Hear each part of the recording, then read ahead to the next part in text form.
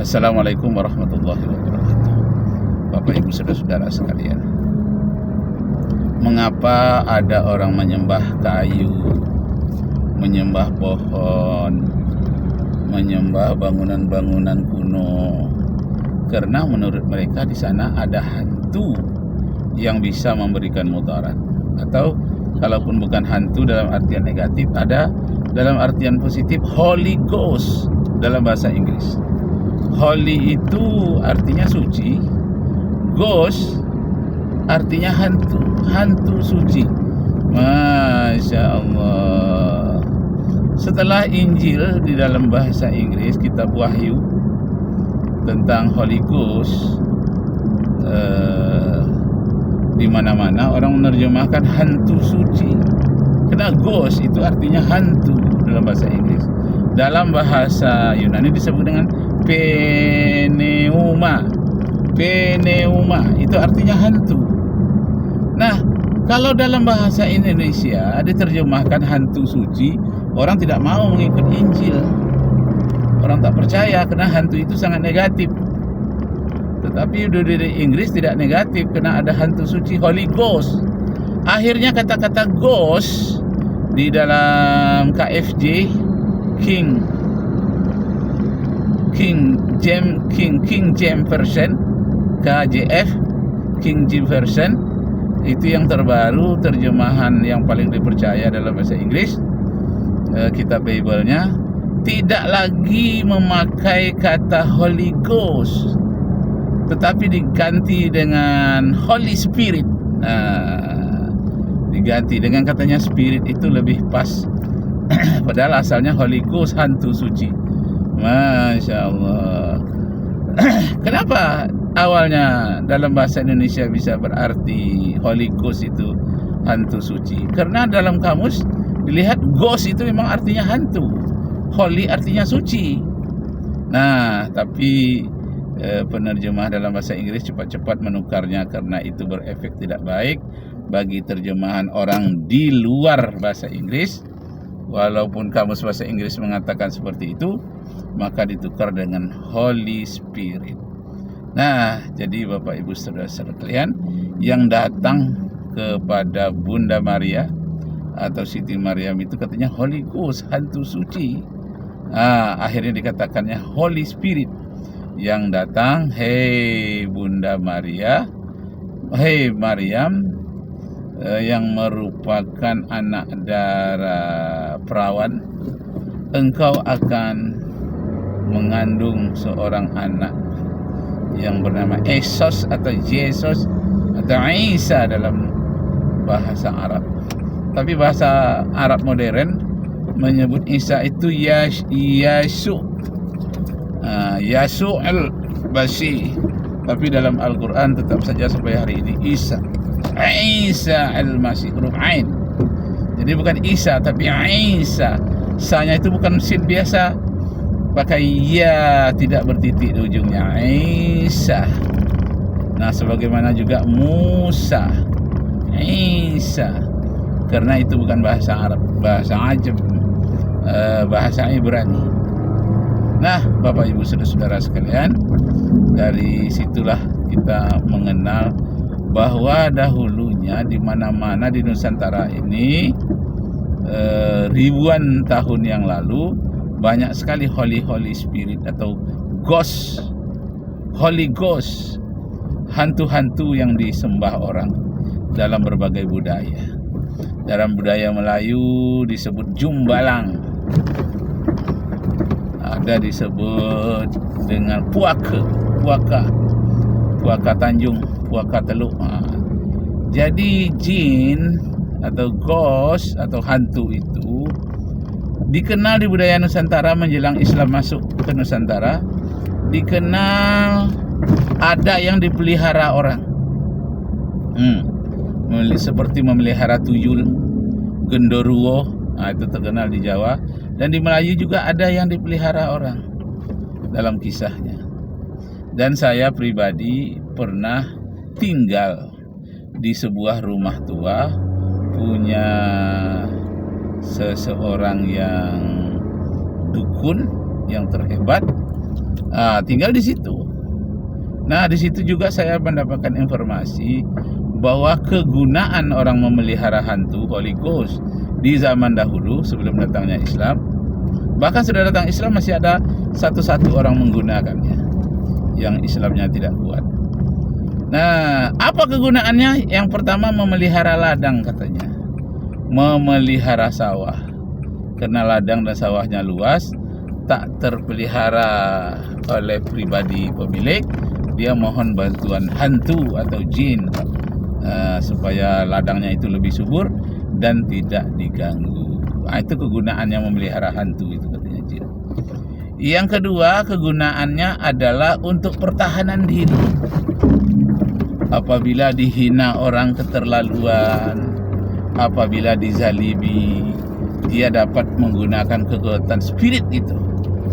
Dia dapat menggunakan kekuatan jin itu untuk membalas atau untuk menzaliminya kalau orang itu zalim juga. Yang ketiga, kegunaannya karena itu di zaman penjajahan juga perang antara suku, antar kerajaan di Nusantara. Jadi di zaman penjajahan itu tidak bisa melawan Belanda dengan senjata, karena senjata senapang meriam miliknya Belanda lebih canggih. Apalagi Belanda memakai pesawat, memakai mobil, senapang otomatis, pistol. Sedangkan di Nusantara orang hanya mempunyai bambu runcing. Nah, untuk menguatkan spirit itu diantaranya ada yang memakai kekuatan jin, hantu atau Holy Spirit.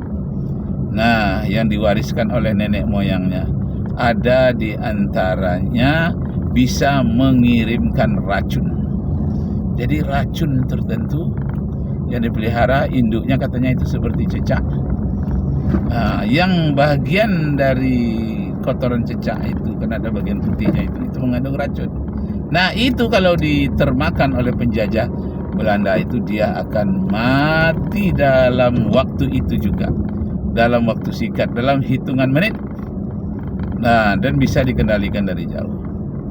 Yang keempat katanya adalah untuk pekasih, membuat dia teringat-ingat. Itu dalam bentuk mantra-mantra yang memberikan pesan kepada jin atau hantu untuk meminta tolong. Katanya pekasihnya itu ditentang, wajah orang itu dipandang, tentang engkau selalu tentang, ingat kepadaku, tentang sudah itu ditambah dengan semacam mantra-mantra pantun, terentak pada paku, terduduk, terlentang, terlungkup, semuanya ingat padaku. Engkau makan, engkau minum, teringat padaku. Hanya mantra-mantra seperti itu, ditambah lagi dengan bakaran kemunyan, memanggil roh-roh itu, hantu-hantu itu datang. Nah, akhirnya dia datang, ditambah lagi dengan amalan tertentu, bau-bau tertentu, dengan sesajen tertentu, maka kehendaknya dalam bentuk mantra itu tadi, dengan memanggil-manggil hantu jembalang, hantu belau, hantu entah apa lagi namanya, dia panggil. Nah, ternyata ada yang mempan, ada yang tidak mempan, ada yang mempan. Nah, bagi yang ada mempan ini, dia simpan, dia pelihara, itu namanya memelihara hantu. Jadi pernah saya mengontrak rumah di pinggiran kota Pekanbaru tahun-tahun 90-an. Seorang tua mengatakan, orang banyak takut di sini menyewa rumah saya. Apa pula takut dengan saya? Bukan saya ada melihara hantu, katanya. Padahal saya tidak bertanya. Tapi kenapa itu terucapkan oleh dia? Nah, berarti dia pernah mendapatkan informasi, atau pernah berada di lingkungan yang menggunakan mistik-mistik Holy Spirit itu tadi. Makanya Al-Quranul Karim surat jin itu mengatakan, janganlah sekali-kali kamu meminta tolong kepada jin, kepada hantu, walaupun dia bisa memberikan pertolongan kepadamu, satu saat dia akan menyesatkanmu. Ketika saya pergi ke Malang, turun dari pesawat di Malang, kalau nggak salah itu Abdurrahman Saleh nama bandaranya. Banyak sekali orang-orang luar negeri, orang Korea, orang Cina pada umumnya mata sipit, berkeliaran di bandara Malang. Lalu saya bertanya kepada orang Malang asli, oh banyak orang Cina yang punya ruko di sini, yang punya kedai di sini, punya usaha? Enggak ada katanya, sedikit kali. Tuh kok banyak-banyak? Itu orang pergi membayar tumbal kepada hantu. Di mana? Di Gunung Kawi. Oh, kok lewatnya di sini? Ya dari Malang katanya cuma 1 jam ke Gunung Kawi. Jadi pada umumnya orang-orang mata sipit dari Korea, dari Cina, dari Singapura, dari Tanjung Pinang, pada umumnya mereka yang membayar minta tumbal kepada jin hantu yang ada di Gunung Kawi itu, pada umumnya mereka berhasil. Nah sekarang ini waktunya mereka pergi membayar tumbal, Masya Allah. Tapi menurut kisahnya, setelah dia bayar tumbal itu, yang terjadi adalah anaknya di rumah meninggal dunia, atau orang tuanya yang dia cintai, atau anak angkat sekalipun, anak buah, orang-orang yang tercinta meninggal dunia. Padahal dia di Gunung Kawi hanya mengorbankan sapi yang tertingginya itu, yang rendah sedikit kambing, bahkan ayam, tapi justru mengorbankan keluarganya di rumah sebagai tumbal. Masya Allah. Jadi Bapak Ibu Saudara sekalian, itulah yang dikatakan oleh Al-Quran, walaupun kamu bisa meminta tolong kepadanya, tetapi suatu saat dia akan menyesatkan kamu dan akan membinasakan kamu.